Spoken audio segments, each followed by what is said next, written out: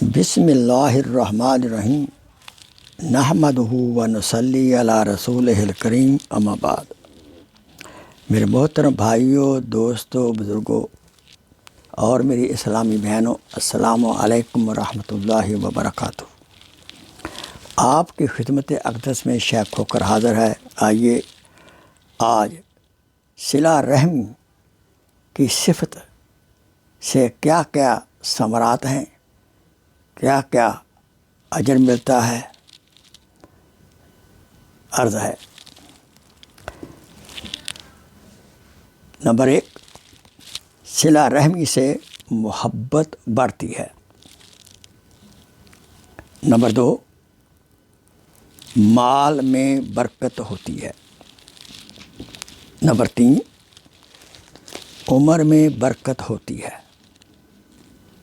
Number 4، رزق میں فراخی کشائش ہوتی ہے۔ نمبر 5، آدمی بری موت نہیں مرتا۔ نمبر 6، صلہ رحمی کرنے والے کی مصیبتیں اور آفتیں ٹالتی رہتی ہیں۔ نمبر 7، ملک کی آبادی اور سرسبزی بڑھتی رہتی ہے۔ نمبر 8، صلہ رحمی کرنے والے کے گناہ معاف ہوتے رہتے ہیں۔ نمبر 9، نیکیاں قبول ہو جاتی ہیں۔ نمبر 10، جنت میں جانے کا استحقاق نصیب ہوتا ہے، یعنی حق نصیب ہوتا ہے۔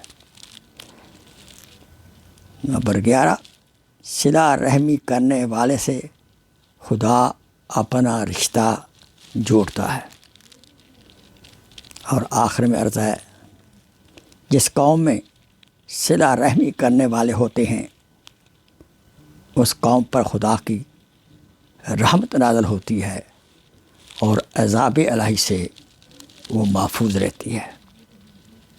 رسول اکرم صلی اللہ علیہ وسلم کا ارشاد مبارک ہے، تم اپنے نسبوں کو سیکھو، یعنی اپنے کرداروں کو پہچانو تاکہ آپ ان کے ساتھ صلہ رحمی کر سکیں۔ فرمایا، صلہ رحمی کرنے سے محبت بڑھتی ہے، مال بڑھتا ہے اور موت کا وقت پیچھے ہٹ جاتا ہے، یعنی عمر زیادہ ہو جاتی ہے۔ اللہ تعالیٰ کی ذات قدوس سے دعا ہے کہ اللہ تعالیٰ ہمیں اپنے رشتہ داروں کے ساتھ محبت پیار کے ساتھ زندگی گزارنے کی توفیق عطا فرمائے اور ان کے ساتھ صلہ رحمی کرنے کی توفیق عطا فرمائے۔ وآخر دعوانا ان الحمد للہ رب العالمین۔ Please share this video as a صدقہ جاریہ۔